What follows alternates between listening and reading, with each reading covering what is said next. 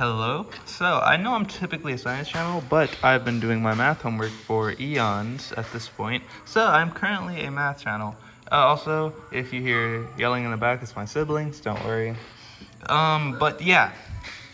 So, so let me go over this interesting math problem that I ran over.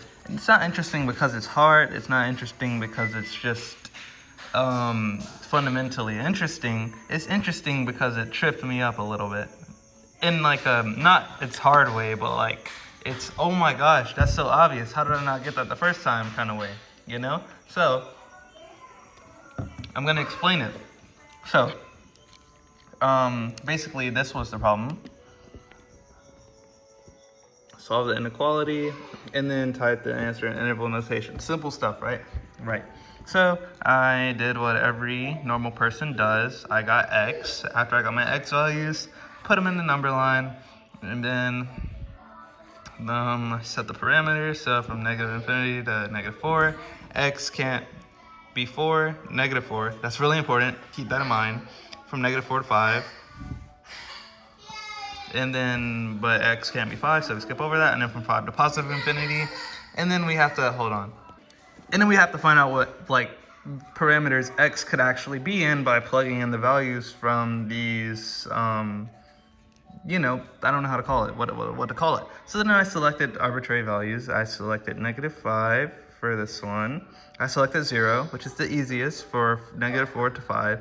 And then I selected 6 for 5 to positive infinity. And so then I plugged in the values, and the only one that made this inequality true was 0. Therefore, the only one that could have made it true, hold on, back. The only one that could have made it true was 0. And so, yeah, I said that was the answer. So I said this was the answer, and because there is a equal to or less than sign, less than or equal to sign right there, x has to be less than or equal to 0. I assumed that because it's less than or equal to, it's brackets. That's just like ingrained in my head. And so I put the original answer as negative 4, comma 5, and then I put it in brackets, right? However, this little thing right here, this bracket negative 4, means that this inequality is true for all values of x, including negative 4. Sorry. Negative 4. That's not true because, as we've seen up here, my two x values were x equals 5 for the numerator and x equals negative 4 for the denominator. And so putting x equals negative 4 here would, I don't know why your denominator can't be 0, but it just can't. So they tricked me. And so I had to change it to this, meaning 4 is not included, or something like that. And I found this funny.